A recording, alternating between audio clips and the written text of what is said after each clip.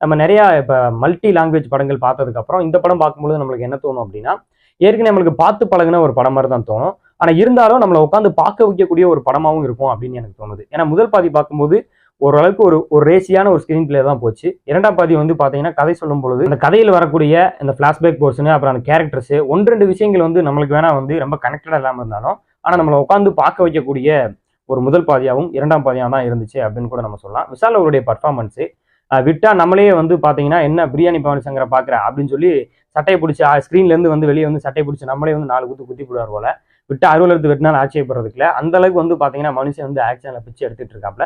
கடுமையான உழைப்பு போட்டிருக்காப்ல, அது நல்லாவே தெரியுது. டிரான்ஸ்ஃபர்மேஷன் வந்து பாத்தீங்கன்னா ரொம்ப சூப்பரா பண்ணியிருக்காரு.